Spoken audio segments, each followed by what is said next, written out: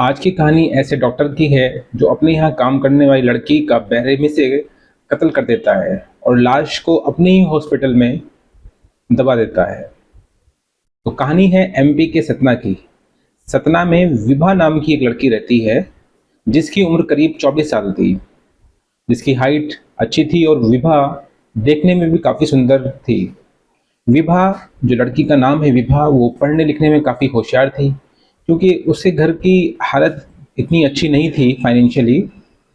तो इसके लिए वो जॉब की तलाश करने लगी थी और अचानक उसको एक ऐड दिखाई देता है कि डॉक्टर के यहाँ एक उसकी हेल्पर के लिए या रिसेप्शन के लिए लड़की की ज़रूरत है। सतना के कलेक्ट्रेट रोड पे ये हॉस्पिटल था। विभा का घर मल्ला मोहल्ले में था सतना में। वे रोज़ सुबह 8 बजे घर से हॉस्पिटल के लिए रवाना हो जाती थी। पेशेंट देखने में डॉक्टर आशुतोष के यहाँ मदद करती थी। दोपहर में वो लंच करने के लिए घर लौटती थी। लंच के बाद फिर वापस क्लिनिक में लौट जाती थी। रात के 8 बजे डॉक्टर आशुतोष त्रिपाठी हॉस्पिटल बंद करके कार से पहले विभा को उसके घर पे छोड़ता था, फिर अपने घर जाता था। ये विभा की रोज की दिन की चर्या यही थी। नौकरी के साथ साथ विभा पढ़ाई भी कर रही थी और उसका सपना एलएलबी यानी वकालत की डिग्री करके और एक अच्छा वकील बनने का था। जॉब के साथ साथ विभा प्राइवेट कॉलेज से एलएलबी भी कर रही थी। क्योंकि घर की हालत सही नहीं होने की वजह से वे अपनी पढ़ाई के खर्च पूरा नहीं कर पा रही थी, इसलिए पिछले 2 सालों से इस हॉस्पिटल में वो जॉब कर रही थी एज ए असिस्टेंट कह लें या रिसेप्शनिस्ट कह लें। और उसकी ज़िंदगी जॉब पाने के बाद सही चल रही थी। वो अपनी फ़ी वगैरह भी टाइम से जमा कर पा रही थी और घर का खर्च भी थोड़ा बहुत उठा ले रही थी। वो रोज़ की तरह घर से ड्यूटी पर गई थी। दोपहर के टाइम रोज़ाना की तरह खाना खाने अपने घर पे आई और फिर उसके बाद वो हॉस्पिटल चली जाती है। लेकिन रोज़ाना की तरह जैसे वो 8 बजे रात को वापस आती थी, उस दिन रात के 9 बजे पर विभा अपने घर नहीं लौटती है।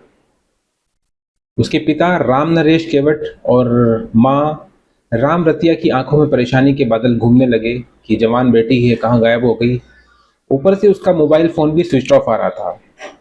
उनके मन में तरह तरह के बुरे ख्यालात आ रहे थे। अब इसी कश्मकश में रात गुजर जाती है। रात भर के इंतज़ार के बाद सुबह हो जाती है, मगर विभा अभी भी घर नहीं आती। अब माँ बाप दोनों हॉस्पिटल खुलने के साथ समय डॉक्टर से मिलने उसके क्लिनिक पर जा पहुँचे और डॉक्टर आशुतोष से पेशेंट देख रहे थे, लेकिन फिर भी उन्होंने उनसे बात की।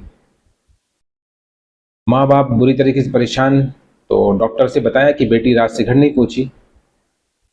तो आशुतोष से पूछा डॉक्टर से कि हमारी बेटी के बारे में कुछ पता है तो बताइए आपको। वो रात से घर नहीं पहुंची। तो डॉक्टर ने कहा कि उसने कल मुझसे 6,000 रुपये पगार के लिए और कुछ ज़रूरी काम से बाहर जाने की बात कह रही थी। शायद वो बाहर चली गई है। लगता है उसने कहीं दूसरी जगह काम पकड़ लिया। चिंता ना करो, वो कुछ ही दिनों में घर लौट आएगी। अब सीधे साधे माँ बाप वहाँ से घर लौट आए और बराबर विभा के मोबाइल पे कॉल करने की कोशिश करते रहे, लेकिन बीती रात से ही उसका मोबाइल स्विच ऑफ आ रहा था। राम नरेश ने अपने सभी रिश्तेदारों से फ़ोन करके पूछा, लेकिन निराशा ही हाथ लगी। किसी से कोई भी सुराग हासिल नहीं हुआ। बाद में राम नरेश ने फिर डॉक्टर आशुतोष त्रिपाठी से विभा के बारे में पूछा तो उसने बताया कि विभा ने उसके यहाँ से नौकरी छोड़ दी है और वह तुम लोगों से नाराज़ है किसी बात को लेकर और किसी दूसरी जगह कमरा लेकर रहने लगी है। उसने अपना फ़ोन नंबर भी बदल लिया है। विभा ने यहाँ पर कमरा लिया है, इसकी जानकारी उसको नहीं है। बेटी के अलग रहने की बात माँ बाप को गले से नहीं उतरी। फिर भी उन्होंने बेटी की तलाश में शहर का चप्पा चप्पा छान मारा, लेकिन उसका पता लगाने में नाकामयाब रहे। किसी की समझ में नहीं आ रहा था कि उसे ज़मीन निकल गई या आसमान खा गया। दरअसल विभा के माता पिता को ऐसा लग रहा था जैसे डॉक्टर को विभा के बारे में जानकारी है और शायद बाद में विभा के बारे में उन्हें बता देगा वो कि कहाँ गई है कहाँ नहीं गई है। अब विभा की तलाश करते करते 1.5 महीना गुजर जाता है, लेकिन अभी भी विभा का कोई सुराग नहीं है। अब विभा के माँ बाप ने 1 फरवरी 2021 को सिटी कोतवाली में बेटी की गुमशुदगी दर्ज कराई और पुलिस अधिकारियों से उसे तलाश करने की गुहार भी लगाई कि 1.5 महीना हो गया, मेरी जवान बेटी गायब है और उसका अभी तक कोई सुराग नहीं। सिटी कोतवाली इंस्पेक्टर अर्चना द्विवेदी ने 24 साल की लड़की विभा केवट के गायब होने के मामले को गंभीरता से लिया और वो इसकी जांच में जुट गई। इंस्पेक्टर अर्चना द्विवेदी ने विभा के माता पिता से गायब होने की डिटेल पूछी। पूछताछ की तो उन्हें पता लगा कि 14 दिसंबर की सुबह विभा डॉक्टर आशुतोष के क्लिनिक में ड्यूटी पर गई थी, जहां डॉक्टर के अनुसार उसने शाम तक ड्यूटी की। इसके बाद वह डॉक्टर से 6,000 रुपये लेने के बाद कहीं दूसरी जगह रहने चली गई। उसने अपना मोबाइल नंबर भी चेंज कर लिया। ये जानकारी मिलने के बाद इंस्पेक्टर अर्चना द्विवेदी डॉक्टर आशुतोष त्रिपाठी को कोतवाली में बुलाती है। उससे विभा केवट के बारे में पूछताछ की। थोड़ी पूछताछ के बाद डॉक्टर आशुतोष को घर जाने की इजाज़त मिल गई, लेकिन डॉक्टर के बार बार बयान बदल रहे थे और इसी बात को लेकर इंस्पेक्टर अर्चना द्विवेदी को डॉक्टर पर शक हो गया। उन्होंने डॉक्टर आशुतोष और विभा के मोबाइल नंबर की कॉल एड्रेस निकलवाई। पता चला कि विभा ने आखिरी बार 14 दिसंबर को, यानी जिस दिन वो गायब हुई, आशुतोष त्रिपाठी से 15 मिनट बातें की थी। इसके बाद उसका मोबाइल स्विच ऑफ हो गया था, फिर ऑन ही नहीं हुआ अभी तक। लगभग 1.5 महीना से ऊपर हो गया, लेकिन मोबाइल अभी भी ऑफ है। इसका मतलब ये था कि विभा के गायब होने का राज डॉक्टर आशुतोष को मालूम था। इंस्पेक्टर अर्चना द्विवेदी ने डॉक्टर आशुतोष त्रिपाठी को दोबारा थाने बुलाकर मनोवैज्ञानिक तरीके से उसको कुरेदना शुरू किया, तो वे ज्यादा देर टिक नहीं सका और उसने बता दिया कि विभा के साथ उसने क्या किया है। उसने विभा के बारे में जो कुछ बताया, ये सुनकर अर्चना द्विवेदी चौंक गई। उसने बताया कि दरअसल विभा का कत्ल हो चुका है और उसकी लाश एक गड्ढे में दबा दी गई थी। कत्ल की बात पता चलते ही अर्चना द्विवेदी डॉक्टर आशुतोष को गिरफ्तार कर लेती है और इसकी सूचना जो है आला अधिकारियों को कर दी जाती है। 20 फरवरी 2021 को पुलिस की टीम आशुतोष के साथ घटना स्थल पर पहुंचती है, जहां पर विभा की लाश को दबाया गया था। डॉक्टर आशुतोष की निशानदेही पर नगर निगम के मजदूरों की मदद से गड्ढे की खुदाई कराई गई। कुछ देर खुदाई के बाद उसमें से एक कुत्ते की लाश निकली। कुत्ते की लाश को बाहर निकालने के बाद थोड़ी और खुदाई की गई तो वहां एक लड़के की लाश दिखाई पड़ी। लाश को बाहर निकाला गया। लाश के गले में एक दुपट्टा था, कमर के नीचे लोअर मौजूद था। विभा के माँ बाप भी मौजूद थे वहां, उनको दिखाया गया लाश को। तो माँ बाप ने कपड़ों से विभा को पहचान लिया, क्योंकि लाश की ऐसी हालत थी कि वो चेहरे से तो पहचानी नहीं जा सकती थी। कपड़ों से माँ बाप ने पहचाना और कहा, हाँ, लाश हमारी बेटी विभा की है। शिनाख्त होने के बाद लाश को पोस्टमार्टम के लिए भेज दिया। डॉक्टर आशुतोष के बयान और पुलिस की तहकीकात के आधार पर विभा केवट की हत्या के पीछे एक सनसनीखेज कहानी उभर के सामने आई। असल में बात हुई कुछ इस तरीके से है कि 2 साल पहले आशुतोष को अपने क्लिनिक के लिए एक अटेंडेंट की ज़रूरत थी।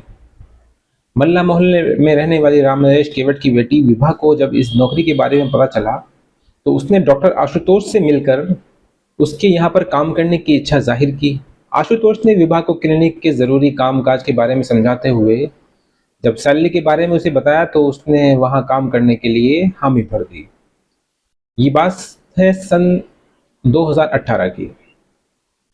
डॉक्टर आशुतोष ने विभा के क्लिनिक के सभी काम को समझाने के बाद ये भी समझा दिया कि वहाँ आने जाने वाले पेशेंट से किस तरीके से बात करनी है, किस तरीके से हैंडल करना है। क्योंकि विभा जो है वो तेज तर्रार लड़की थी, थोड़े दिनों में वो सारा काम सीख गई। उसकी मेहनत लगन को देखकर डॉक्टर आशुतोष भी खुश हुआ, उसको राइट कैंडिडेट मिल गया।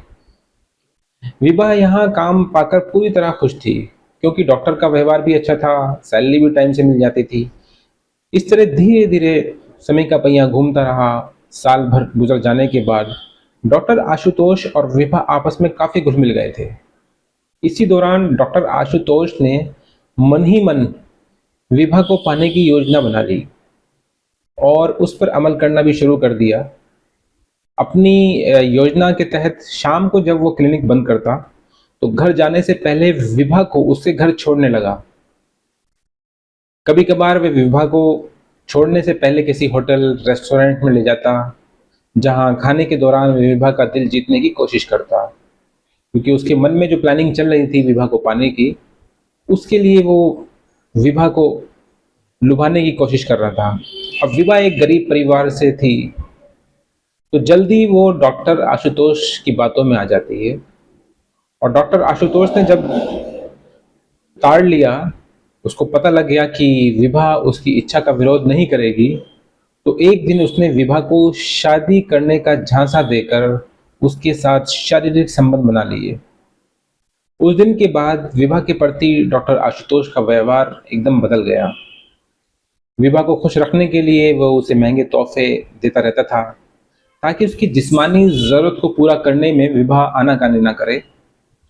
अलबत्ता एक दिन विभा ने अपनी बड़ी बहन को आशुतोष के बारे में बताया और उसने बताया कि डॉक्टर से मुझे प्यार हो गया है, डॉक्टर भी मुझे प्यार करता है और कुछ ही दिनों बाद डॉक्टर मुझसे शादी करने का बोल रहा है। इस पर उसकी बहन ने उसे समझाते हुए कहा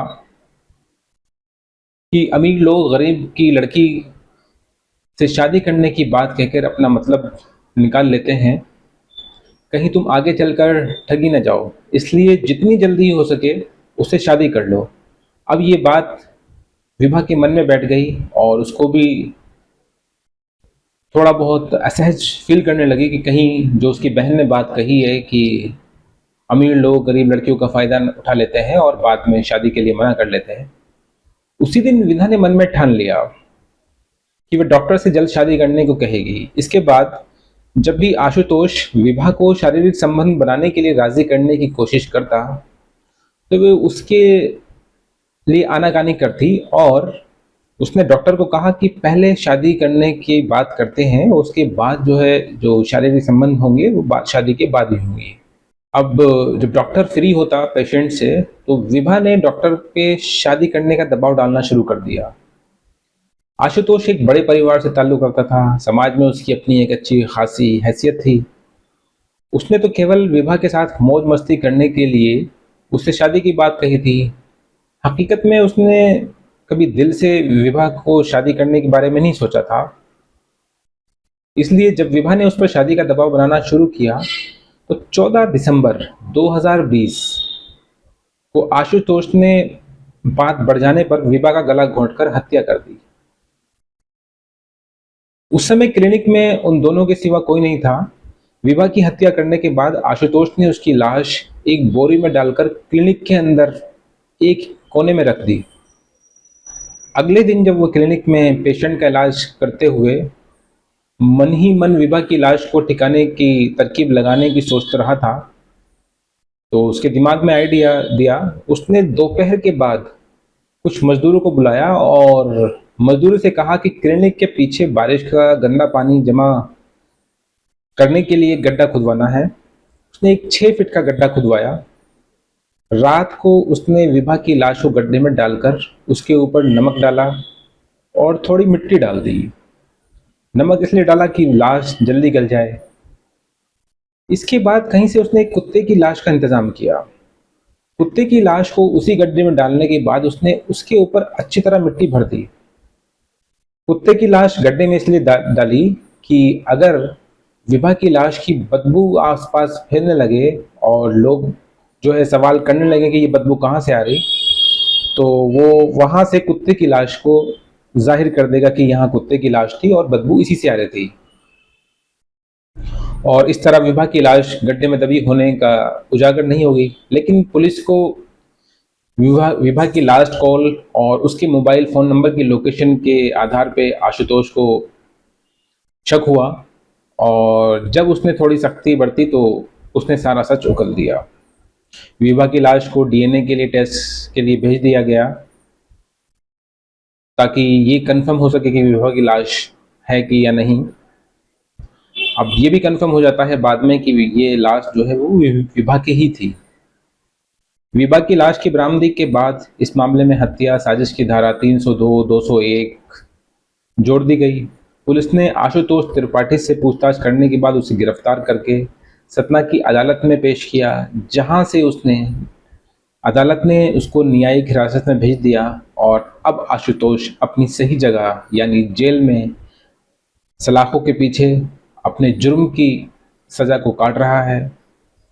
तो इस कहानी का उद्देश्य किसी का दिल दुखाना नहीं है, ना ही डराना है, बस सचेत करना है कि किसी भी फैमिली की लड़की अगर कहीं जॉब करती है वो उसको निगरानी में रखें और बार बार जाते रहें, पूछते रहें, ताकि जिसके यहाँ नौकरी कर रही है वहाँ स्टाफ को और एम्प्लॉयर जो नौकरी देने वाला है उसको पता रहे कि हाँ इसके माँ बाप एक्टिव हैं, तो ये घटना किसी के साथ दोबारा ना हो।